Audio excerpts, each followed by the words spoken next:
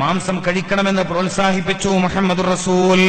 സയ്യിദു ത്വആമി അഹ്ലുദ് ദുനിയാ വ അഹ്ലുൽ ജന്ന, സ്വർഗലോകത്തെയും ദുനിയാവിലെയും ജനങ്ങളുടെ ഭക്ഷണത്തിലെ രാജാവ് അല്ലഹം, മാംസമാണ്. പക്ഷേ ഒരു തവണ മാംസം കഴിച്ചാൽ പിന്നെ ഒരുപാട് ദിവസത്തേക്ക് റസൂലുള്ളാഹി സ്വല്ലല്ലാഹു അലൈഹി വസല്ലമ തങ്ങൾ ഇറച്ചി കഴിക്കൂല. നിങ്ങൾ നിങ്ങളുടെ ശരീരത്തെ ശവം പേറുന്ന ശരീരമാക്കരുത് എന്ന് റസൂലുള്ളാഹി സ്വല്ലല്ലാഹു അലൈഹി വസല്ലമ തങ്ങൾ പഠിപ്പിച്ചു. ശവം പേറുന്ന ശരീരമാക്കരുത്. എന്താ റസൂലുള്ളാഹ് അങ്ങനെ പറഞ്ഞത്? സ്വല്ലല്ലാഹു അലൈഹി വസല്ലം കൂടുതൽ ഇറച്ചി തിന്നലാണ്.